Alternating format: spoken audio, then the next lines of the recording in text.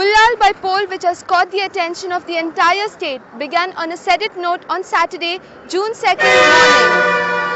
Polling began at 7 a.m. amidst tight police security. Though there were some light showers at Ranipur, Tokkot and Konaje, they did not prevent voters from queuing up at polling booths to cast their franchise. As of now, everything is going on smoothly along the expected lines. Voters have begun sealing the fate of 5 candidates in the ballot boxes.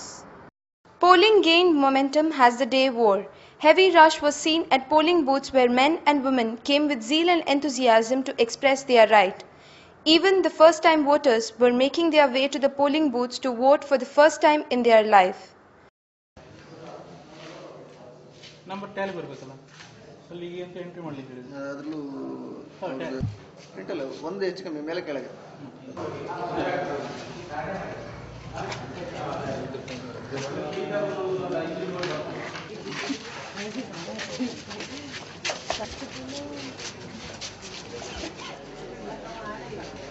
Each polling booth has been provided with an armed personnel along with the usual security.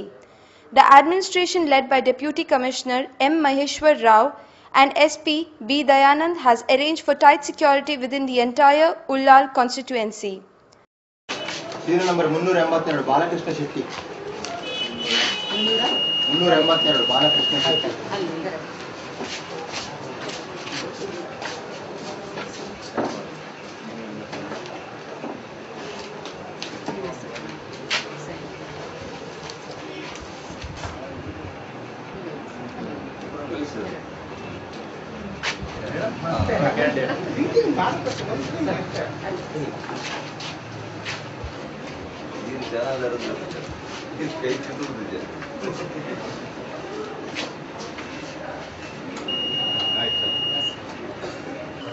ನಾನು ಈಗಾಗಲೇ ಮತದಾನ ಮಾಡಿದ್ದೇನೆ. ಮತ್ತು ಇಲ್ಲಿ ಬಿರುಸಿನ ಮತದಾರರು ಬಿರುಸಿನಿಂದ ಮತ ಚಲಾಯಿಸ್ತಾ ಇದ್ದಾರೆ. ಮತ್ತು ಮಾರ್ಕ್ಸ್ವಾದಿ ಕಮ್ಯುನಿಸ್ಟ್ ಪಕ್ಷಕ್ಕೆ ಈ ಒಂದು ಕ್ಷೇತ್ರದಲ್ಲಿ ಮತ್ತು ಈ ಗ್ರಾಮದಲ್ಲಿ ತುಂಬ ಜನರ ಒಲವಿದೆ. ಇಲ್ಲಿ ಹಲವಾರು ಹೋರಾಟಗಳು ನಡೆದಂಥ ಚಾರಿತ್ರಿಕವಾದ ಹಿನ್ನೆಲೆ ಇದೆ. ಅದರಿಂದಾಗಿ ಈ ಪ್ರದೇಶದ ಕಾರ್ಮಿಕರು ನಮ್ಮ ಮೇಲೆ ಸಂಪೂರ್ಣವಾದಂಥ ಒಂದು ವಿಶ್ವಾಸವನ್ನು ಇಟ್ಟಿದ್ದಾರೆ ಮತ್ತು ಇದರಲ್ಲಿ ನಮಗೆ ಮತ ಚಲಾಯಿಸ್ತಾರೆ ಅನ್ನುವಂಥ ಒಂದು ಭರವಸೆ ನನ್ನ ಮೇಲೆ ಇದೆ. ನಾನು ಗೆದ್ದರೆ ಇಲ್ಲಿ ಈ ಕ್ಷೇತ್ರದ ಅಭಿವೃದ್ಧಿಗೆ ನನ್ನ ಪ್ರಮುಖ ಆದ್ಯತೆ. ಮತ್ತು ಇನ್ನೊಂದು ಇಲ್ಲಿ ಉಲ್ಲಾಲ್ ಕ್ಷೇತ್ರದಲ್ಲಿ ಕೋಮು ಸೌಹಾರ್ದತೆಯನ್ನು ಅದನ್ನು ಕಾಯ್ದುಕೊಳ್ಳುವುದು ನನ್ನ ಮುಖ್ಯ ಆದ್ಯತೆಯಾಗಿರ್ತದೆ.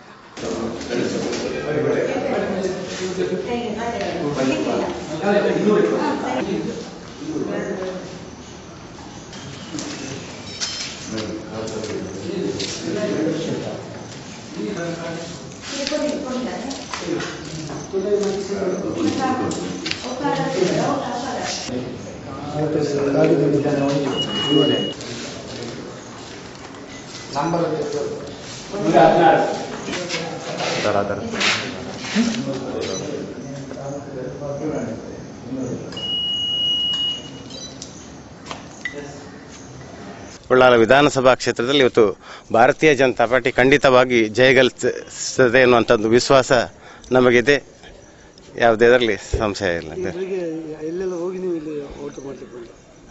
ನಮ್ಮ ಸೋಮೇಶ್ವರ ಗ್ರಾಮದ ಸೋಮನಾಥ ಕ್ಷೇತ್ರದಲ್ಲಿ ಸೋಮನಾಥನಿಗೆ ಪ್ರಾರ್ಥನೆಯನ್ನು ಮಾಡುವುದರ ಮೂಲಕ ಮತಯಾಚನೆ ಮಾಡಲಿಕ್ಕೆ ಬಂದಿದ್ದೇನೆ.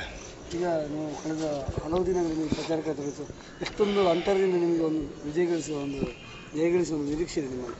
ಒಟ್ಟು ನಮ್ಮ ಲೆಕ್ಕಾಚಾರದಲ್ಲಿ ನಾವು ನೋಡಿದಾಗ 10,000ಕ್ಕೆ ಮೇಲ್ಪಟ್ಟು ನಾವು ಭಾರತೀಯ ಜನತಾ ಪಾರ್ಟಿ ಜಯ ಗಳಿಸ್ತದೆ ಅಂತ ಹೇಳಲಿಕ್ಕೆ ಇಚ್ಛೆಪಡ್ತೀನಿ.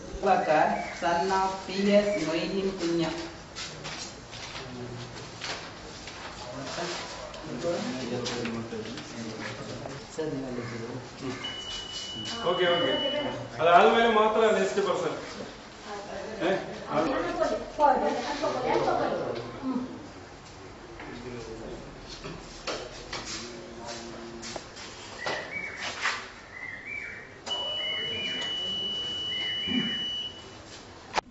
ಈಗಾಗಲೇ ಮತದಾನ ಪ್ರಾರಂಭವಾಗಿದೆ. ನಮಗೆ ನಾವು ಈ ಸಲ ವಿಜಯ ಆಗುತ್ತೇವೆ ಅಂತೇಳಿ ನನಗೆ ಭರವಸೆ ಇದೆ.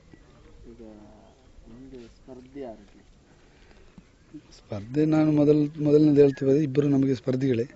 ಅದನ್ನು ನಾವು ಇಬ್ಬರನ್ನು ಒಂದೇ ಲೆಕ್ಕದಲ್ಲಿ ನೋಡ್ಕೊಳ್ತಾ ಬಂದಿದ್ದೇವೆ. ಸ್ಪರ್ಧೆ ಒಂದೇ ಲೆಕ್ಕದಲ್ಲಿದೆ, ಆದರೂ ನಾವು ಕಾಂಗ್ರೆಸ್ನವರನ್ನು ಸ್ವಲ್ಪ ಕಾಂಗ್ರೆಸ್ ಮತ್ತು BJP ಇಬ್ಬರನ್ನು ಒಂದೇ ಲೆಕ್ಕದಲ್ಲಿ ನೋಡ್ತಾ ಇದ್ದೇವೆ. ಅದೇ ಸ್ಪರ್ಧೆ ಅಂತ ಹೇಳ್ತಾ ಇದ್ದಾರೆ, ಇಬ್ಬರು ಒಂದೇ ಲೆಕ್ಕದಲ್ಲಿ ನೋಡ್ತಾ ಇದ್ದೇವೆ.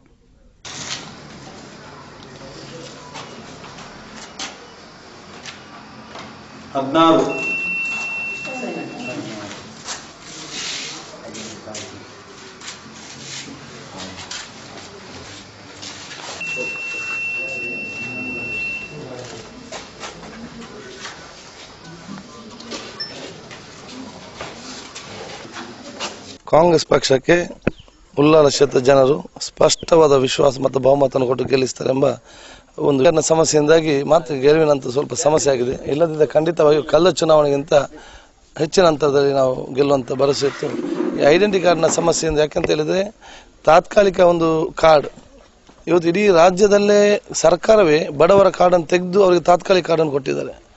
ಬಡವರ ಕಾರ್ಡ್ ಇವತ್ತು ಸರ್ಕಾರದ ಹತ್ರ ಖಜಾನೆಯಲ್ಲಿದೆ, ಅವರಿಗೆ ತಾತ್ಕಾಲಿಕ ಕಾರ್ಡ್ ಕೊಟ್ಟಿದ್ದಾರೆ. ಇವತ್ತು ಹೇಳ್ತಾರೆ ತಾತ್ಕಾಲಿಕ ಕಾರ್ಡ್ ಉಪಯೋಗಿಸಬಾರ್ದು ಅಂತ ಹೇಳಿ. ಬೇರೆ ಯಾವ ಕಾರ್ಡ್ ಇವರು ತಕೊಂಡು ಹೋಗುವಂಥ ಪರಿಸ್ಥಿತಿ ಇದೆ. ಒಂದು ಎರಡು ID ಕಾರ್ಡ್ 94 ID ಕಾರ್ಡ್ ಕೂಡ ಅದು ಮಿಸ್ ಆಗುವಂಥ ಪರಿಸ್ಥಿತಿ ಇತ್ತು. ಆಯ್ತಂದ 94 ಕೊಟ್ಟ ID ಕಾರ್ಡ್ ಮಿಸ್ ಆದ ಕಾರಣ ಒಬ್ಬನಿಗೆ ಪ್ರಜಾಪ್ರಭುತ್ವದಲ್ಲಿ ಸಿಕ್ಕ ಒಂದು ಹಕ್ಕನ್ನು ನಿರಾಕರಿಸುವುದು ನಾವು ಅದು ಅಷ್ಟು ಸಮಂಜಸಲ್ಲ. ಇದಕ್ಕೆ ಯಾವುದಾದ್ರು ಬೇರೆ ಒಂದು ರೀತಿಯನ್ನು ನಮ್ಮ ತಿಳಿದುವಂಥವರು, ಬುದ್ಧಿವಂತವರು, ಕಲ್ತವರು, ಎಲ್ಲ ಒಂದು ಜ್ಞಾನ ಇದ್ದವರು ಇದರ ಬಗ್ಗೆ ಸೂಕ್ತ. ಯಾಕಂತ ಹೇಳಿದ್ರೆ ಇವತ್ತು ಇದರಲ್ಲಿ ಅನ್ಯಾಯ ಆಗಿದೆ. In all, there are 140 polling booths in the constituency, out of which 56 booths have been recognized as hypersensitive, 70 are sensitive, and the remaining 14 are common. A total of 65 polling centers have been in operation for 1,61,070 voters, among whom 80,000 are male voters and 81,070 are females. Many interesting scenes were also found in the polling booths in the early morning. A physically challenged person at Bajal who came to vote, speaking to the IG World, said, "The government has not given me any facilities even though I am physically challenged, but this will not prevent me from casting my right." ಅಂಗವಿಕಲ, ನನಗೇನು ಸವಲತ್ತು ಕೊಡುವುದಿಲ್ಲ ಗೌರ್ಮೆಂಟಿಂದ. ಈ ಸಲ ನಾನು ಅಂಗವಿಕಲನಿಗೆ ಅರ್ಜಿಯೆಲ್ಲ ಹಾಕಿದ್ದೇನೆ. ಇಷ್ಟವರೆ ಏನು ಬರಲಿಲ್ಲ. ಆವತ್ತೊಮ್ಮೆ ಬಂದಾಗ ನಾನು ಇರಲಿಲ್ಲ, ಅವರು ಎನ್ಕ್ವೈರಿ ಬರುವಾಗ. ಅದನ್ನು ಹಣ ಸಹ ಪುನಃ ಹಿಂದೆ ಹೋಗಿದೆ.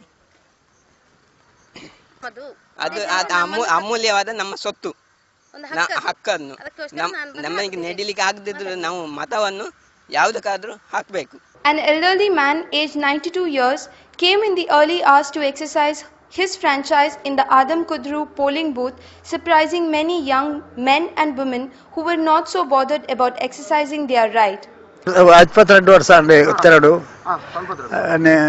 3 ಜಂಚೆ ವೋಟ್ ಮಾಡು ಇತ್ತರ ವೋಟ್ ಮಾಡುವೇನು ಹಕ್ಕು ಉಂಡತ್ತೆ. Meanwhile, a car bearing register number KA02MB6080 was intercepted at the Konaji police station limits, and the police seized ₹62,000 from 3 persons who were travelling in it. Though all the political parties have denied that the outcome of this election would not have certain impact on the state government, it is quite sure that all of them want to win by poll by all means. They have left no stone unturned to assure their victory. But for the time being, fate of their candidates is sealed in the ballot boxes till Tuesday, June 5th.